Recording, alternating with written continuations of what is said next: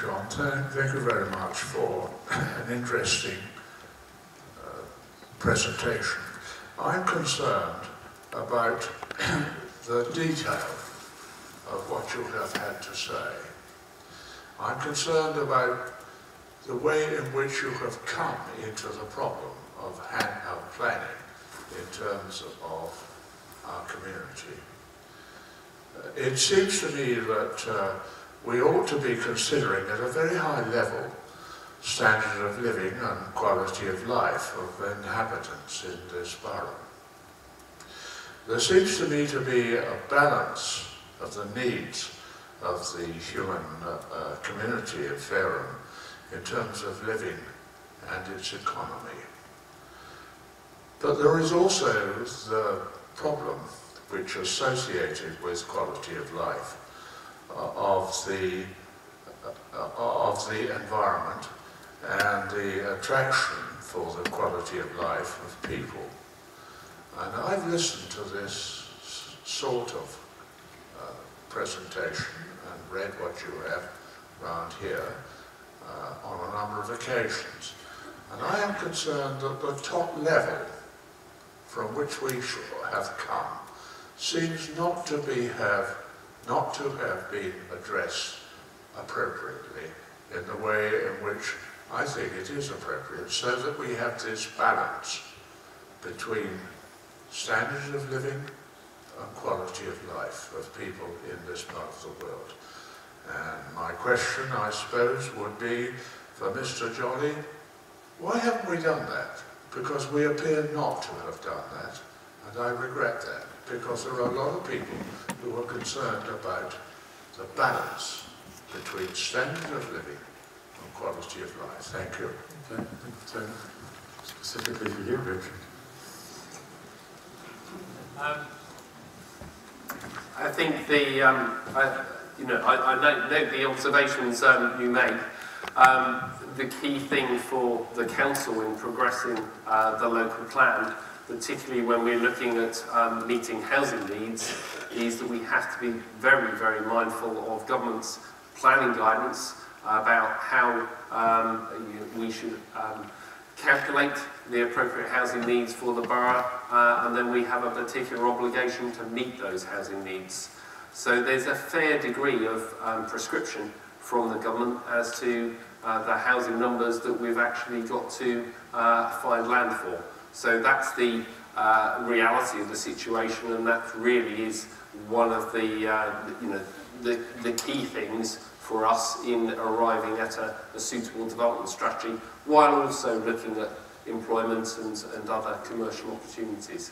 But that's the reality of the situation for the council in preparing a local plan. We are the electorate. We are the people who elect our representatives to represent our best interest. All right, so we elect a national government. So do we elect a regional government, and so do we elect a local government. And it seems to me, listening to what you have said, not only here, but also in other places, together with Sean, it seems to me that we have come into this question halfway down the examination. We haven't gone back to what we, the electorate, would require in relation to this part of the world, given that our population is going to extend in the way that it has been described. Do we have any say in that at all? I'm not sure about that, because you haven't come in from the top level in terms of your examination. Have quite a variety of electors who talk about the electorate. We have older residents. 80% of our older residents own their homes outright in Fareham. No mortgages, outright ownership.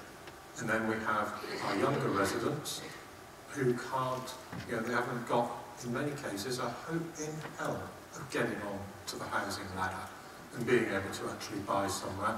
So these pressures, you know, they talk about it not being possible to please all of the people all the time. Clearly, it certainly isn't and cannot be, because there are all these competing pressures.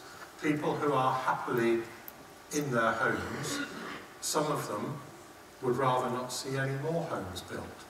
And they will make comments like, well, Fareham's full, don't build any more houses. Now, it would be ever such an easy concept as a politician to follow. It's much easier than creating local plans and having planning committees. We can just say no. We can say no to every application. And then the only certainty in life is that we'll get that development anyway, but we won't have control of that development. It will be forced upon us, probably with no infrastructure, probably with nothing to back it up locally. So, you know, these problems are real.